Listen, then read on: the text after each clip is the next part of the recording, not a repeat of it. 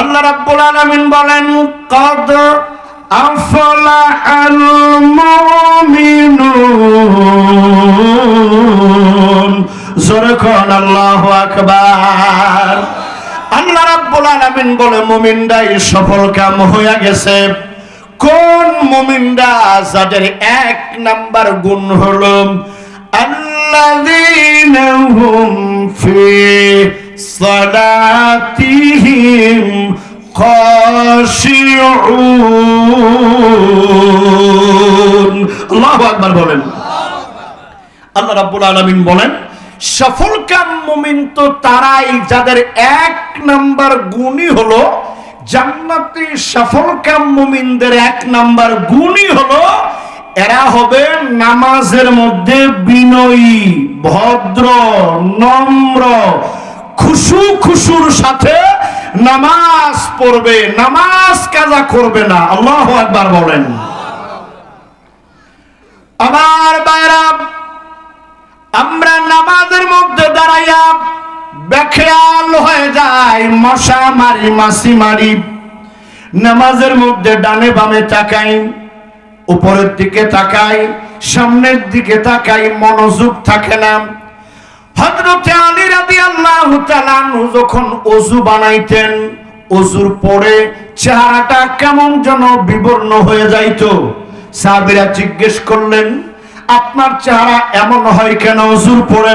হযরত আলী বলে, ও আল্লাহর নবী, সাহাবীরা ওযুর পরেই তো আমি দাঁড়াবো এমন এক রবের সামনে, ওই রবের ভয়ে আমার চেহারা বিবর্ণ হয়ে যায়। জোরে জোরে বলুন সুবহানাল্লাহ। অথচ আব্দুল্লাহ ইবনে জুবায়ের রাদিয়াল্লাহু তাআলা আনহু কাবার সামনে যখন নামাজে দাঁড়াইতেন, মনে হইতো মরা একটা খেজুর গাছের কাণ্ড দাঁড়াই আছে। কাবার কবুতর গুলো উড়ে উড়ে হযরত আব্দুল্লাহ ইবনে জুবায়েরের মাথায় বসে বসে বিশ্রাম নিত। কবুতর টের পাইতো না এটা মানুষ। জোরে বলেন সুবহানাল্লাহ। এমন ভাবে একাগ্রতার সাথে নামাজ পড়বে যারা, এরাই হবে সফলকাম জান্নাতি। জোরে বলেন সুবহানাল্লাহ। আচ্ছা বাবাজিরা, আপনারা কি সবাই সুস্থ থাকতে চান? সবাই কি সুস্থ থাকতে চান?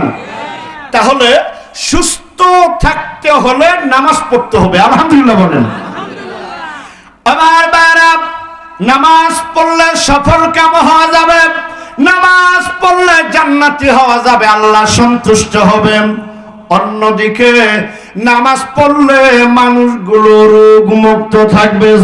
সুবহানাল্লাহ।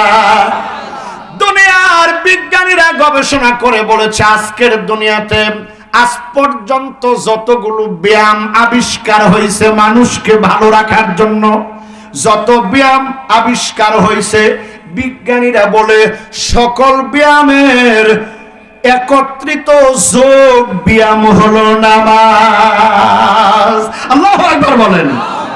আচ্ছা, আমরা কি তাহলে সুস্থ থাকার জন্য, ব্যায়াম করার জন্য নামাজ পড়বো, না আল্লাহর সন্তুষ্টির জন্য নামাজ পড়বো? আল্লাহর সন্তুষ্টির জন্য। একটা উদাহরণ দিলে বুঝে আসবে। মনে করেন আপনার বাসাটা জামালপুর রেল স্টেশনের কাছে, তা আপনি সকালবেলা 7:40 ব্রহ্মপুত্র গাড়ি ধরবেন।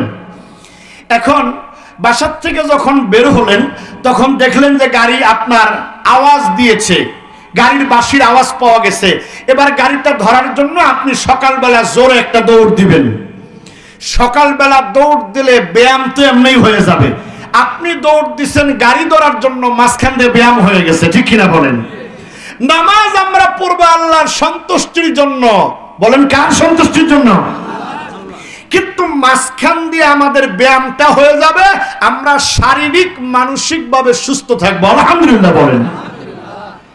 আমার বারা, বিজ্ঞানীরা গবেষণা করে বলেছেন, হিসাব করে বিজ্ঞানীরা অবাক হয়ে গেছে যে 2 বছর করোনা ছিল, করোনার পরে বিজ্ঞানীরা হিসাব দিছে সবচাইতে কম করোনা হইছে নামাজি মানুষের।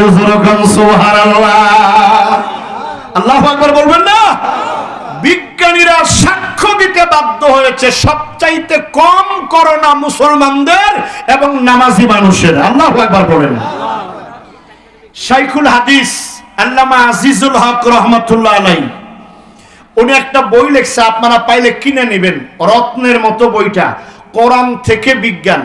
এর মধ্যে উনি লিখেছেন বাংলাদেশের একজন বিরাট বড় ধনী মানুষ, কিন্তু হাত পাগল হয়েছে, মাঝে মাঝে পাগলামি করে, মাঝে মাঝে ভালো।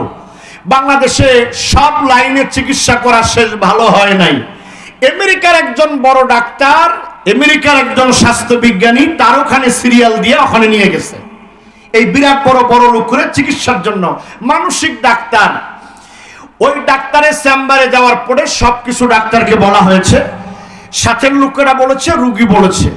এবার ডাক্তার রুগীটারে সঙ্গে করে নিয়ে, খ্রিস্টান ডাক্তার, খ্রিস্টান স্বাস্থ্য বিজ্ঞানী, মানসিক ডাক্তার, রুগীটারে এই ধনী লোকটারে সঙ্গে করে নিয়ে পার্শ্বের রুমে গেছে। পার্শ্বের রুমে গিয়ে সামনে দাঁড় করায় বলছে, আমি আপনারে কিছু ব্যায়াম শিখিয়ে দেই। বলে ঠিক আছে শিখান। বলে এরকম করেন, ঠিক আছে। তারপরে এরকম করেন, ঠিক আছে। তারপরে এরকম উপর হন, ঠিক আছে। তারপরে দাঁড়াইছে যখন ডাক্তার, রুগী তো এমনি হাফ ম্যাট, আরো তো মাথা গরম হয়ে গেছে। সুবহানাল্লাহ কোন রুগী ডাক দেয়া বলে, ডাক্তার পাগলামিকে আমি করি না, আপনি করেন। বাংলাদেশ থেকে হাজার হাজার টাকা খরচ করে প্লেন দিয়ে আমেরিকা আসলাম আমার ব্রেনের চিকিৎসা নেওয়ার জন্য, কিন্তু আপনি আমারে নামাজ শিখান। আমি তো মুসলমান, নামাজ আমি এমনিই পারি। আল্লাহু আকবার বলেন। ডাক্তার বলে, আপনি মুসলমান, নামাজ তো পারেন, কিন্তু আমার মন বলে আপনি নামাজ পড়েন না। এবার রোগীর আদর করে আবার চেম্বারের সামনে বসায়া আমেরিকার খ্রিস্টান স্বাস্থ্য বিজ্ঞানী ডাক্তার ওয়াজ করতেছে, রোগীর লোকদের কাছে বলতেছে, ওনারে ঢাকায় নিয়ে যান। বাংলাদেশের মধ্যে ঢাকা নগরীকে মসজিদ নগরী বলা হয়। ঢাকার অলিতে গলিতে মসজিদ আছে।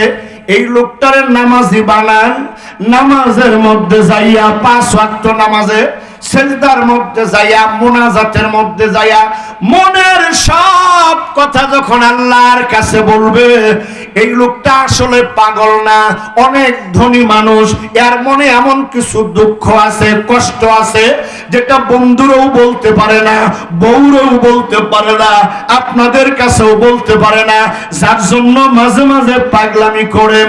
এই লোকটা যদি নামাজি হয়ে যায়, তাহলে মনের সব দুঃখ বেদনা আল্লাহর কাছে বলবে, হৃদয়টা হালকা হবে, ব্রেনটা এমনি ভালো হয়ে যাবে। জোরে কন্যা সুবহানাল্লাহ।